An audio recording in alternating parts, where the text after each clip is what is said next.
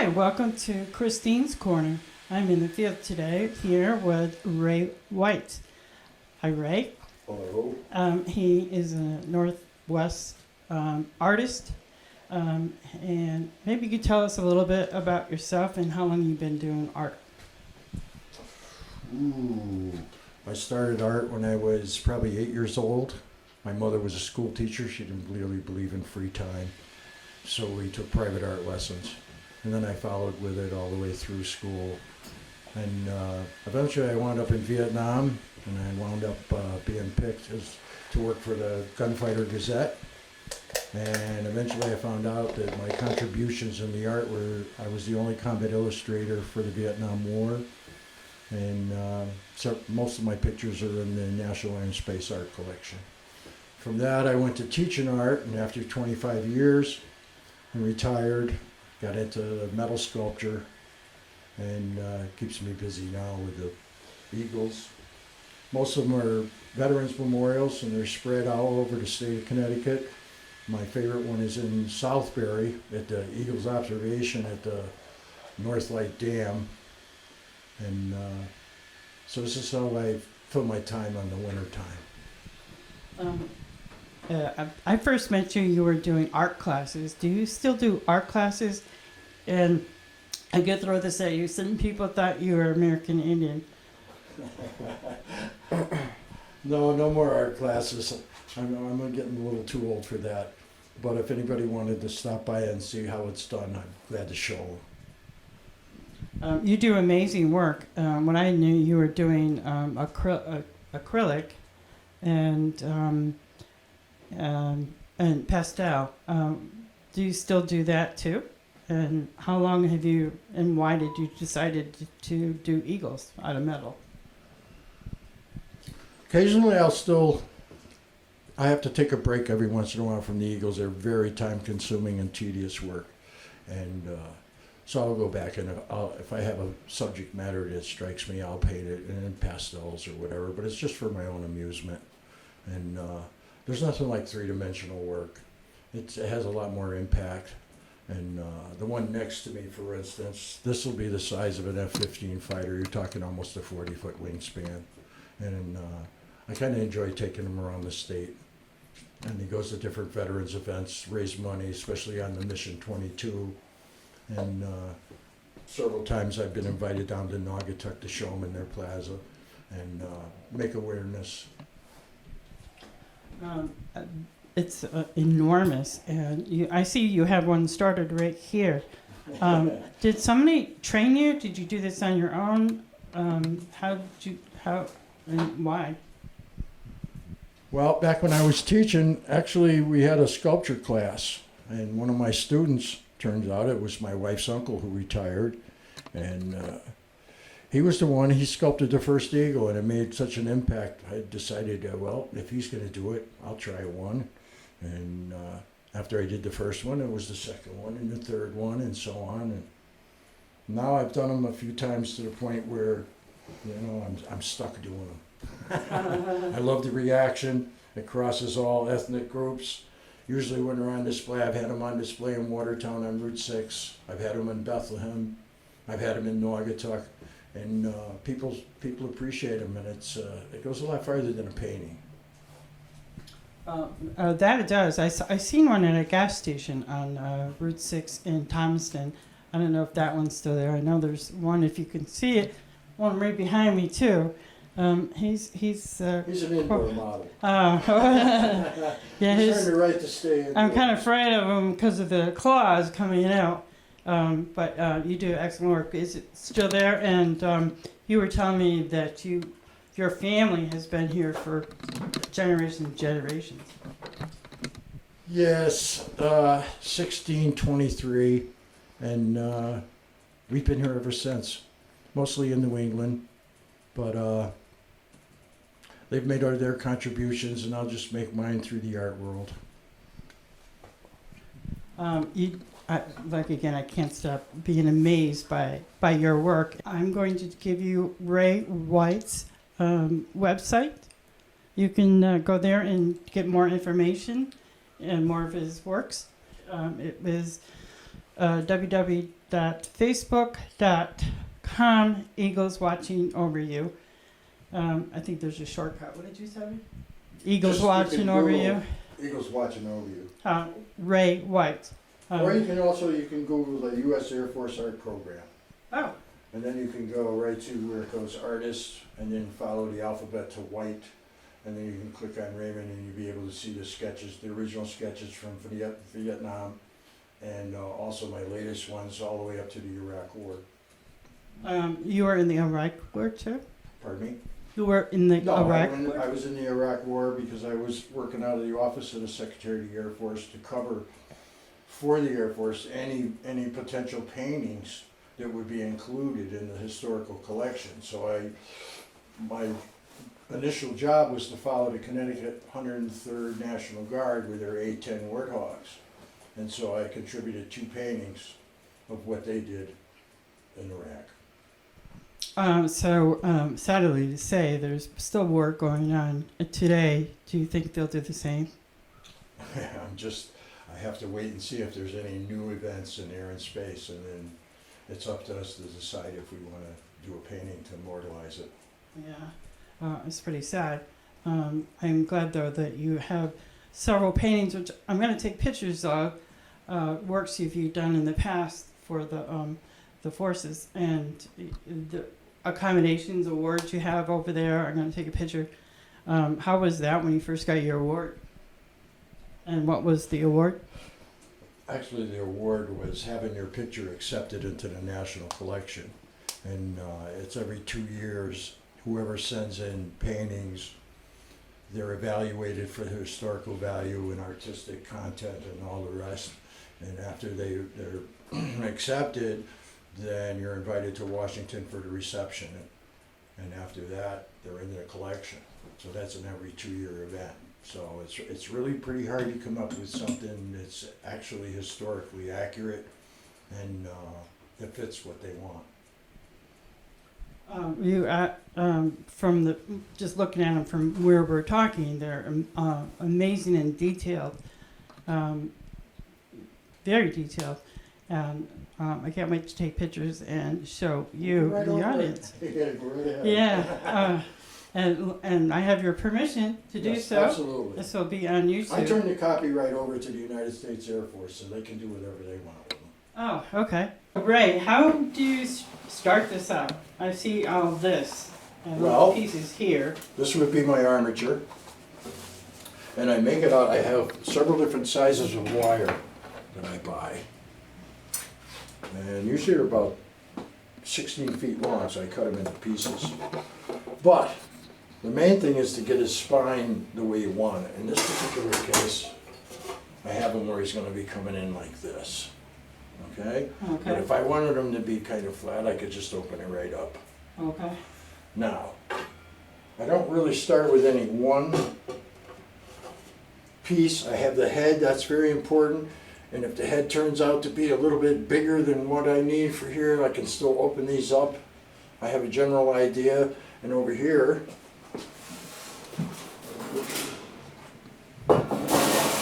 this would be the wing. So if I start with the wing, and believe it or not, these cutouts, these feathers, each feather has a distinct name and a shape. Oh. So I start with the wing. This will give me a general idea. If I were to lay this down, and I were to lay the other one down,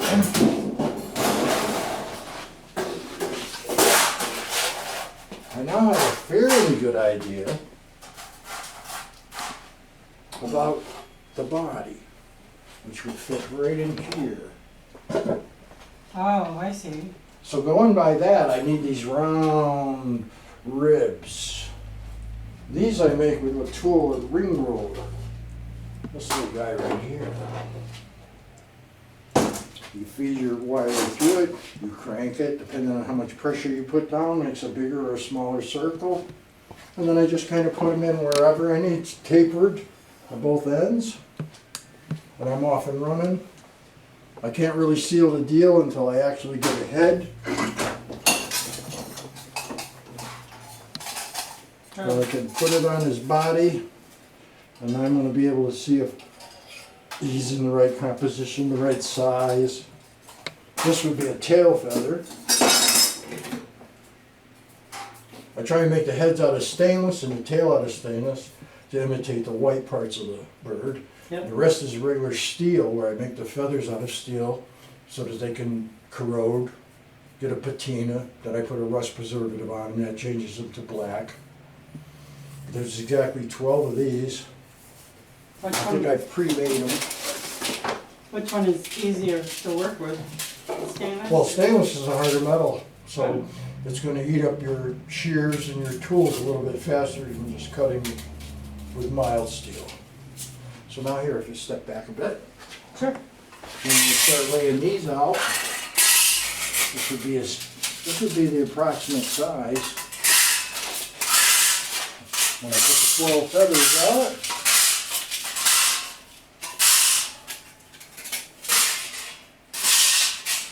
kind of get the idea of, wow, I made just the right size. Oh. There's my blueprint. Oh. Oh my gosh. So if I went Right further, down. this would be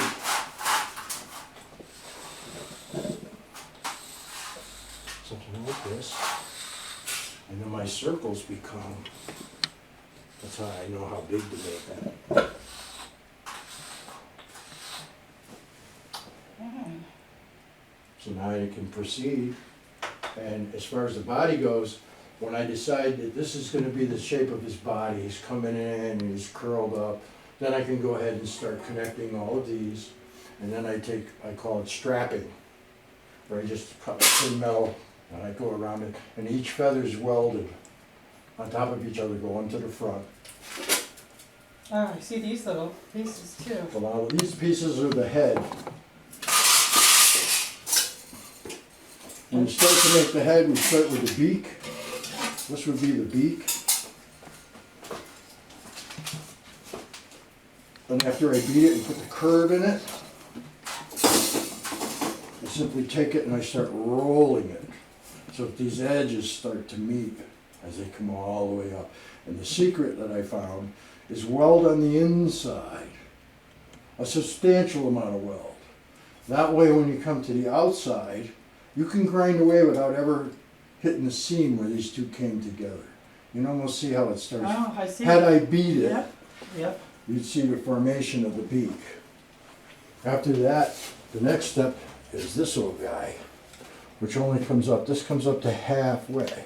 Yep. Because you have to figure if it was round, Uh-huh. that would be that. Yeah. And then this piece would be the bottom of his beak. Alright.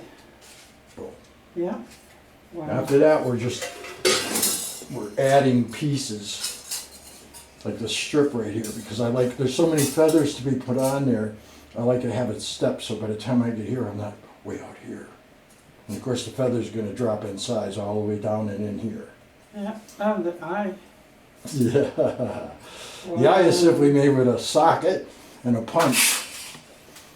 I put a piece of steel on it, hit it with a punch, and voila. I got Oh. our eyeball. Wow, looks like a button. So this one is in the process of getting his 10,000 feathers. Oh. And it doesn't matter the size, everything's just bigger. Wow. Bigger head feather, bigger eye, but the process is still the same. Yeah. Wow, you do that just with your eye and not even measuring. It's like, oh my god. Wow. Well, a little bit of practice. How long does it usually take for these? Okay, the large one, the first one was 3 years. 3. 3 years. I'm trying to cut this one down to a year. Okay. As far as the little ones go, I really don't want to keep track of the time. But if I was pressed, I probably could do one in a month or 2. Oh, okay. But I'm not pressed. I'm retired. Yeah. I work on it when I feel like it. Yeah. Most of the time it's just individual piecework. For each feather, you'll notice the feathers up here. These Yep. originally are cut from a strip. Oh. piece of stainless steel, Yep. cut a strip, cut it to length, cut the curve, hammer it so you don't have a sharp edge, take a file, this one's ready for a file. Because you gotta make sure people are gonna handle this. Yeah, sharp. It is sharp. And just a really quick toodle-doo-doo. Yeah. And next thing you know, I have a Ooh, stainless steel feather ready to go. nice. So each feather, you have to attend to it Yep. 6 times. 6? You have to cut a strip, Oh, you have to cut the length, yeah, you have to get the curve, yeah. you have to hammer it, Uh, you have to file it, and you have to weld it. oh, God. And you might have to cut it. Again. Yes, because it might be too long, too short. So you took an actual hammer to do Pardon me? an actual hammer that you, is that? Well, this is a dolly. That's what I use because it's nice and big. And then I have a curved hammer. Oh, That's how I can put the curve in things, because I will notice the dip in the dolly. If I put any piece of metal over there and I hit it, I'm going to put a dip in it. But to start off with a feather, I have to take the sharpness out of the edge, yeah. and then here I am again. Okay? It's a little square on the end. We can have that. We can have the sharp edge. And voila. Wow. So multiply that times about, Wow. I don't know, Yeah, I'm not good with math, but it's a long time. Yeah, it could take a long it'd time. be like one of those things where you have to guess how many gummy balls are in the jar to win Oh, the prize. right. How many feathers in the big eagle? Well, I can see why you paint on the side, your beautiful paintings too. Yeah, you said you also did, you help kids with doing art at the Big E. You used to Yes. do that. that was a long time ago. That was back when I was teaching, but I'm not up to that anymore. Yeah, but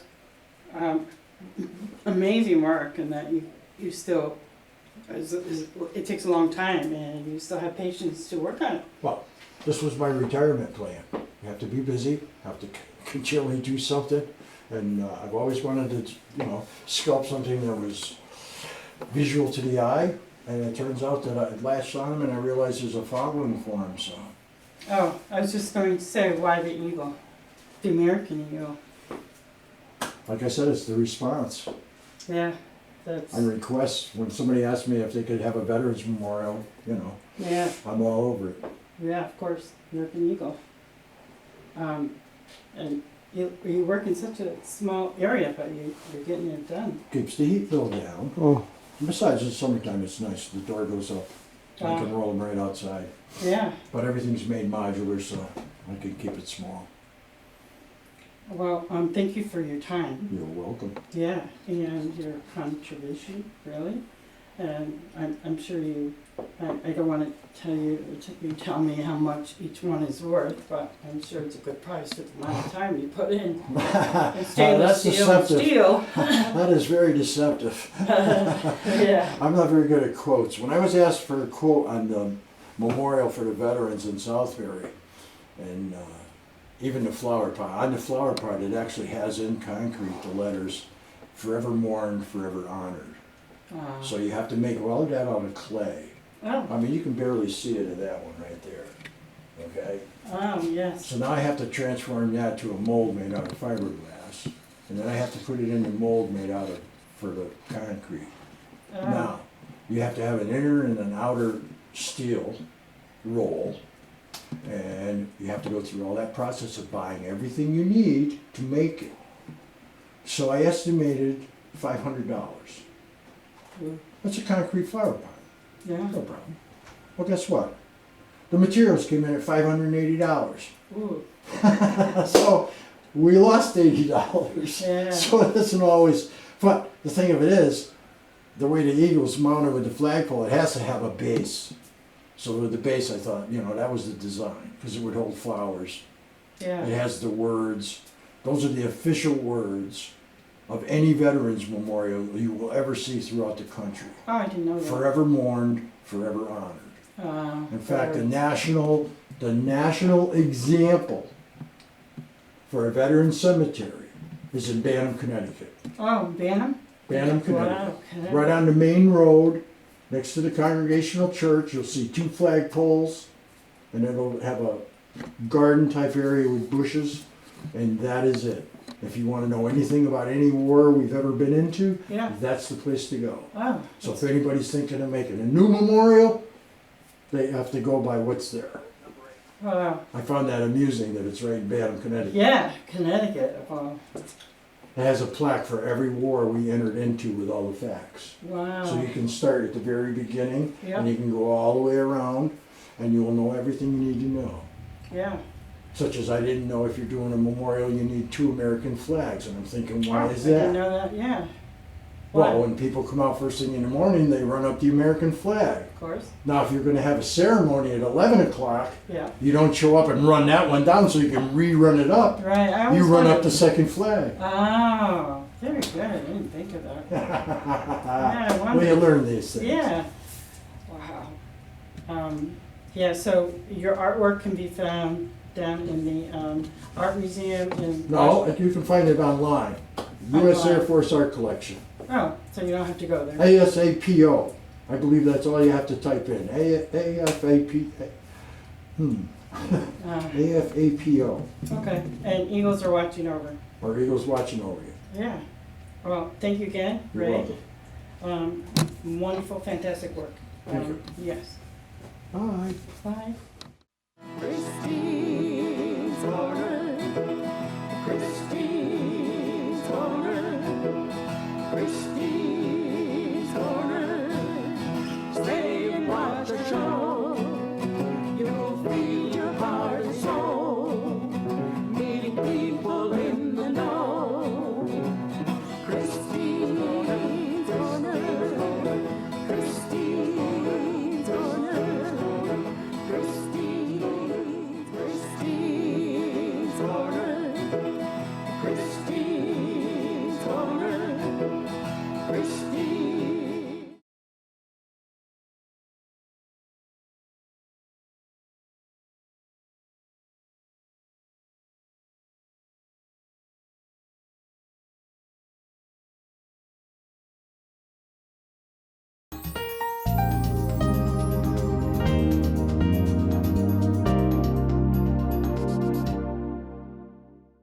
The water's warm at Jaws Pond, and we're stocked full of treasures. Big or small, we buy it all. We buy and sell fast rides, power tools, vintage guitars, and so much more. Walk the plank in style with our fine jewelry, diamonds, and watches. Plus, we have a huge selection of the latest video games, including the new PlayStation 5 and Xbox Series X. Jaws Pond, conveniently located on Meriden-Waterbury Turnpike in Southington and West Main Street in New Britain.